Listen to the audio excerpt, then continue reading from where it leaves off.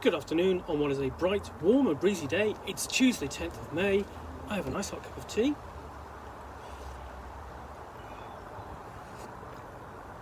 And a parcel to unbox. No problems with the knife this time because cat that is not ours is not here. He's wandered off. So I've got this open, and inside to see that I've got is SLA Industries 2nd edition. So this is designed, like I said, it's designed in Scotland. It's published by Nightfall Games through Wordforge Games. Published by Nightfall Games as the original was back in 1993, 1994. And this is one of the few Scottish role-playing games. It has gone through a long period of ups and downs in terms of finding a publisher, losing a publisher, finding a publisher, losing a publisher, because it was originally published by Nightfall Games, the team themselves, and then it went to Wizards of the Coast, and then Wizards of the Coast stopped all production of its role-playing games to concentrate on Magic, and then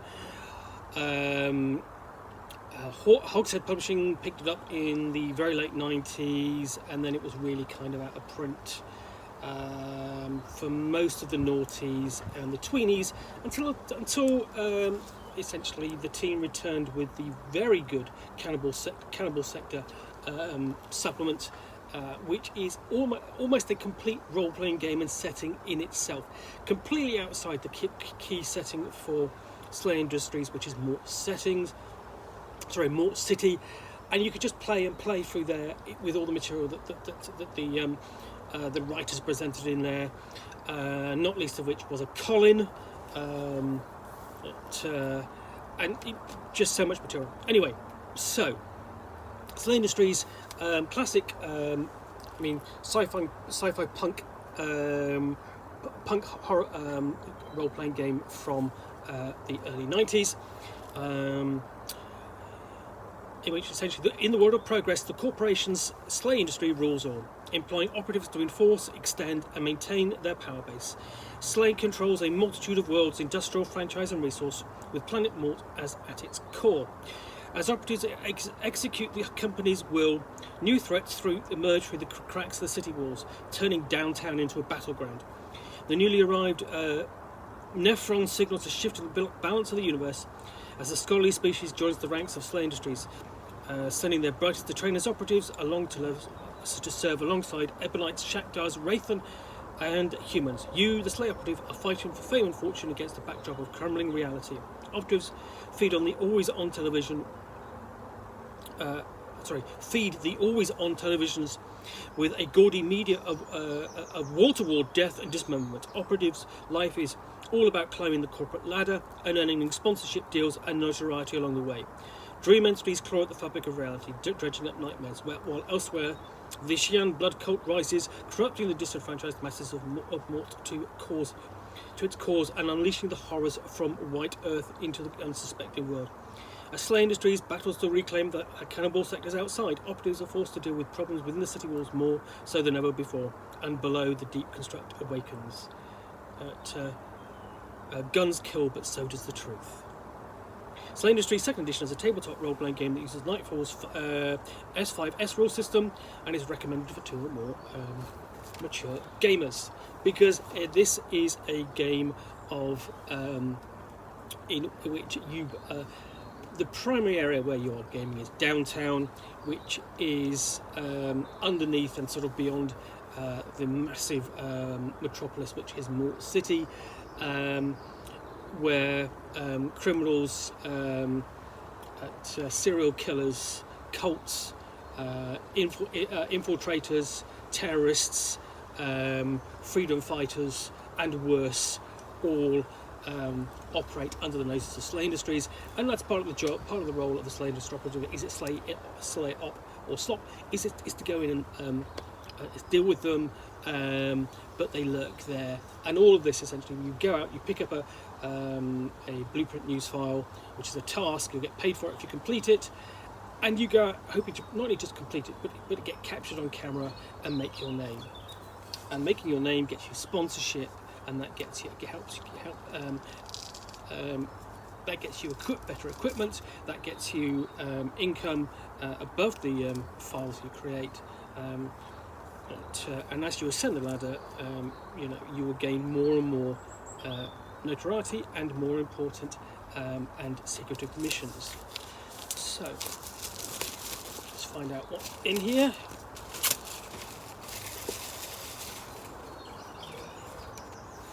So, fantastic cover, great artwork in the book on the back, and I expect all as good inside, because Cannibal Sector was a superb looking book. So we open up, deep black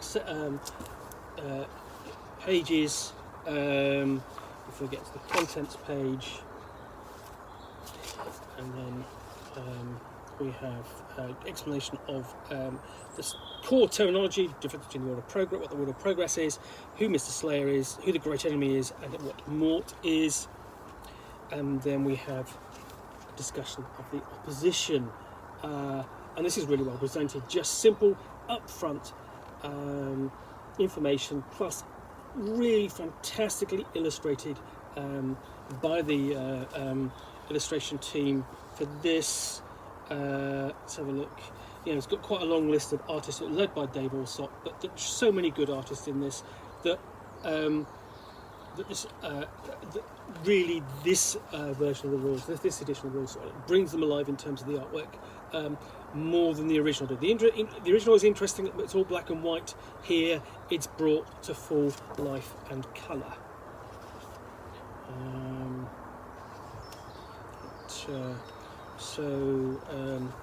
Explanation of the setting, what the game is about, before we have history of World of Progress, and giving just a good background to the setting, all the way up from the conflict area pre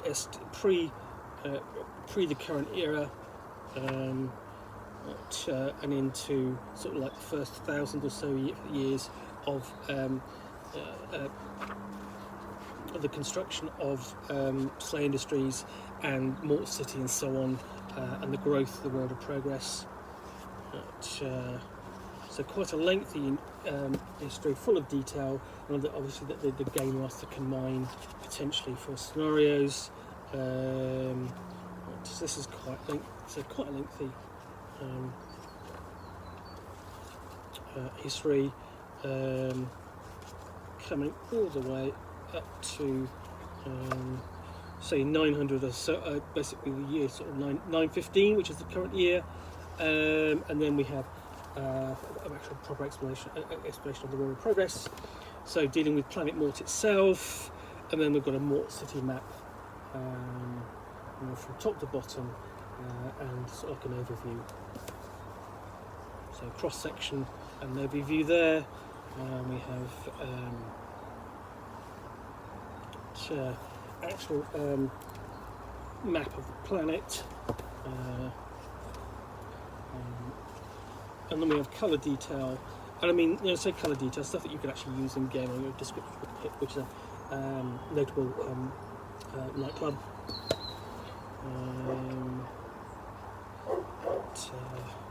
So then we get out, so we've got a description of Mort City, and then we get out into the cannibal sectors. There are 5 of those. Surrounded, the city itself is surrounded by massive sector walls, and the cannibal sectors were what used to be former subsectors were essentially suburbs of the city, industrial regions, which fell to ruin a few hundred years ago. And we go out away from Mort as well. We've got discussion of the various worlds that the World of Progress encompasses, and and then various locations as well, so that you can take your campaign away from Mort City. And then we have a discussion of operative hours. So this is looking at who an operative is and what he does. And then we have blueprint news files there, discussion of what they are, how you get them, typically from the BPN halls, being handed out by BPN officers who will be sort of like your handlers for the missions. And then typical types of employment, and also your security, explanation of your security clearance levels, which you can climb to before we get on to character creation. So the options we've got here: human, frothers, who, as I recall, take massive amounts of drugs and go berserk. Ebonites, who basically have the abilities to control the ebb and thus manipulate the reality. Stormer 1313 malices, essentially Stormers are biogenetically engineered clone creatures. So Stormer 313 is standard Stormers, but you have other options including 711 Xenos. Shactors are honourable warriors. Wraithens tend to be hunter types, and these are all generally sort of just broad categories in which they fall. Almost stereotypes, but of course you don't have to play them like that if you don't want to. Addition of a new race from previous editions is the advanced carrion.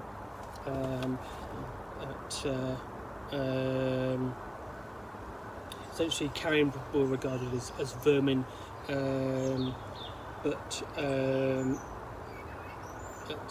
number of carrion have been growing and growing, and essentially some have been discovered to be more intelligent than others. Hence, SLA incorporating them into its operative program. Then we have the Neophron, the other new species, who are avian scholars. So, explanation of their basically have character stats and everything you need to know, skills, so on. Some of this a lot of, if you've played the previous edition, you'll recognise a lot of this. It's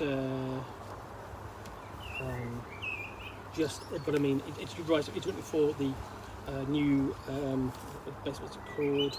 New S5S rules. And then we've got training packages for the characters, so strike and sweep, close assault, heavy support, scout, medic, technical bureaucrat, and so on. And you can have you have traits as well, so basically a list of traits to round the character out.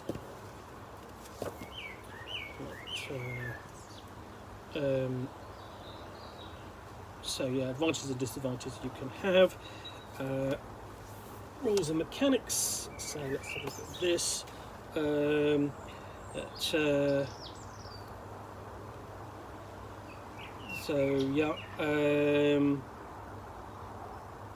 Essentially, you're rolling 10-sided dice to achieve successes, and we've got plenty of examples in there for to basically help learn the system. When we get very quickly into combat.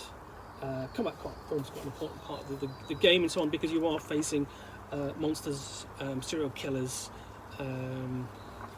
terrorists, and more. And this is a game in which you will be, for the most part, you will be running around with semi-military weaponry, in armour, and there is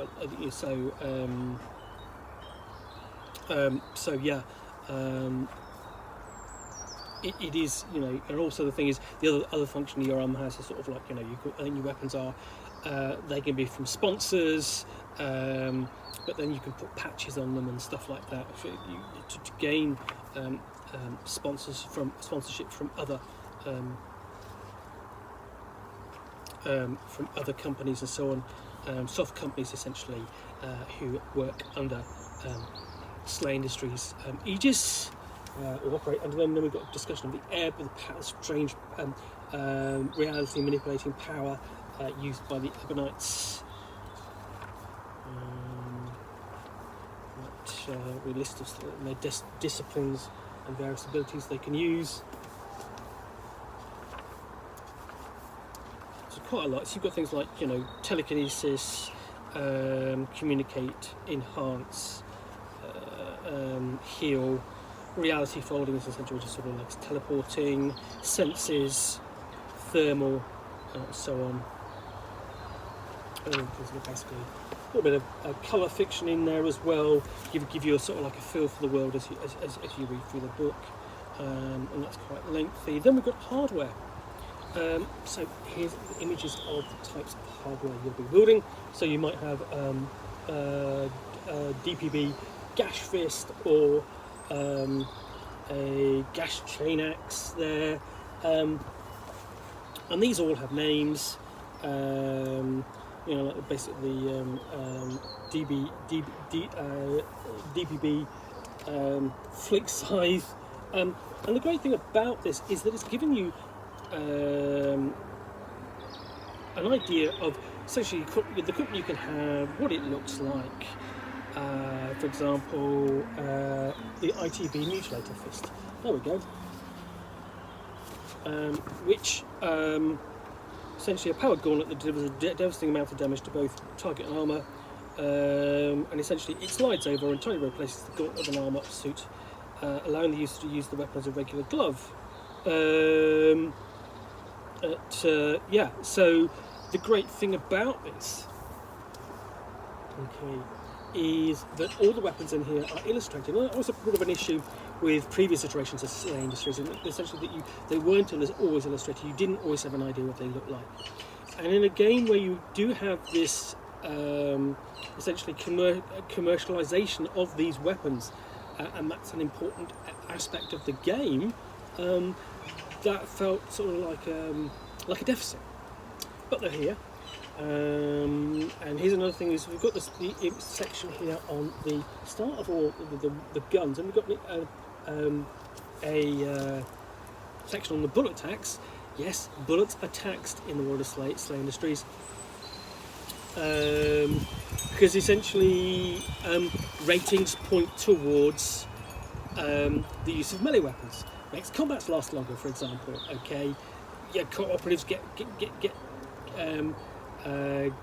heavily involved in a fight. They get the chance to look heroic. So to encourage that, yes, you can have your guns and you can get sponsorship for them and so on, but get in there, get stuck in with your gash fist or your mutilator fist, and use that, because that's what's going to make you look good on camera. So yeah, we've got all these different guns, all nicely illustrated, nice little bit of flavour and feel to them. You know, it gives a bit of colour beyond just being mere stats.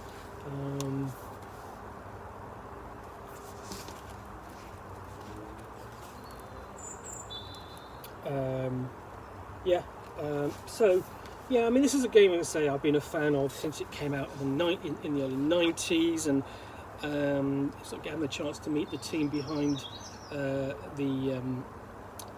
behind the book, sort of like back then, and sort of like at a mid-90s Gen Con and so on, about the time they went over to being part of the Wizards of the Coast.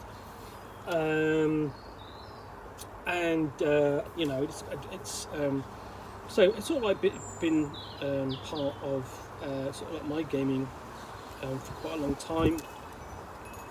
And here they're doing the same kind of thing with the armour, you know, showing here's what it looks like, here's what it's going to look like to wear, and just basically, you know, you just helping to inform, you know, just what the player character's equipment is going to look like. For example,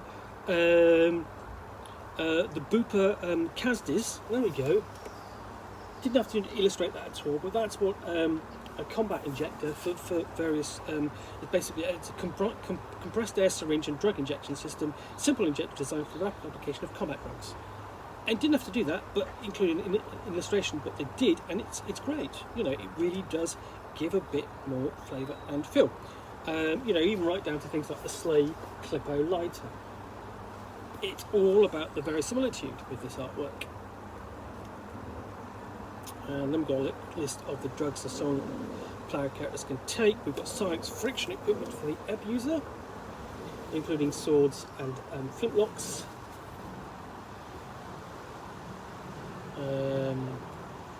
And then we get on to threat analysis, and this really goes into details about the potential dangers that the player characters can and the SLA operatives can encounter. You know, whether that's a feral mongrel or a carnivorous pig.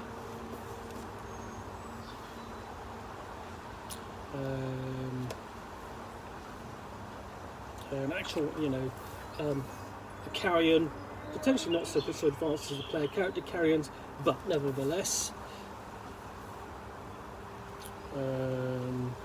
The Xi'an cult as a threat all discussed. And then we have visitors from White Earth, like the Bane Rat and Atrocities.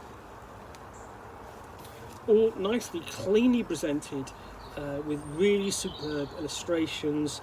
Cultists, summoned animals and atrocities. We've got a few, I'll get their stats at the end there. And then other enemies, whether that's rival soft companies, Channel Resistance, celebrities, Dark Knight, which for a very long time was the major terrorist organisation operating against SLA Industries. We have their equipment listed as well. Thrasher Corporation is another. They generally wear big, heavy, powered armour.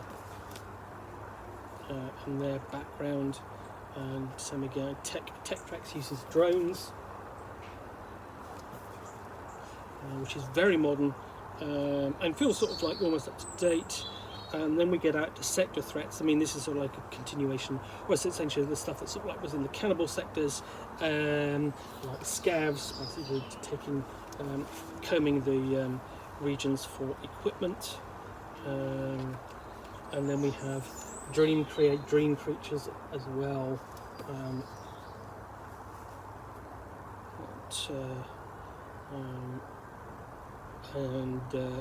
Other factors to be faced, like night division.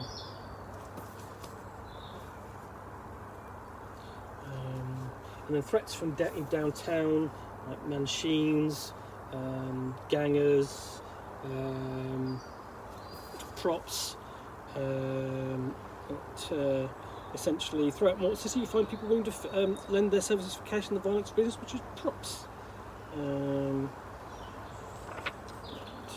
Serial killers, and then we have shivers. Now, shivers are not necessarily a threat, but they basically Shivers organisation is the police force for the region. There we go. Shiver armour. Details of the basic shiver. Character type, mostly NPCs. I've got a few more. Then we get into how to run a game, and we've got some sample BPN news files there. Whether that's things like street maintenance, useful to civilian disturbances called in by street shivers, sewer sweeps, civilian disputes that turn violent, and exterminate common threats such as rats, pigs, or carrion. Basically, blue PNs cover city control in every sense of the word. So all the way up to orange, which are cult related, or black ops. And that's what a BPN, blueprint news file, looks like. And if people remember, sort of like there used to be a screen where you could actually sort of like print out or photocopy versions of those and then just write them in. So yeah. and then essentially what downtime stuff that the player characters can do in between missions. And that's it. And then a little bit about deep background in the back there. So yeah, that's SLA Industries 2nd edition. Available from Nightfall Games. Really terrific game of horror, violence, and corporate machinations and manipulation against the background of essentially ultra-violent TV and seeking fame. And there's, again, with this, there is quite a lot. There is a lot of background to it. There's quite a lot of deep background. You usually really have to delve into it to really bring, both as a player and as a game master. Certainly as both as a player character and as sort of a game master, to really kind of find out what's going on, find out some of the secrets, and some of them you really don't want to know because they're quite dangerous. But yeah, that's SLA Industries. Anyway, I hope you have enjoyed this unboxing in the Nook. If you have, please do click on the like button down below. And of course, if you have any comments or feedback, I appreciate you taking the time to post those. And lastly, if you want to be alerted to yet more unboxings in the Nook, where you will see me with a parcel and a book or game which I will chat about to the best extent of my knowledge for roughly 10 minutes or so, all of course accompanied by a nice hot cup of tea.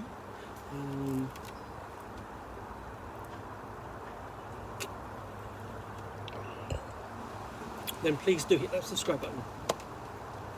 In the meantime, thanks for watching, and I'll be back again soon with another unboxing in the Nook. Bye for now.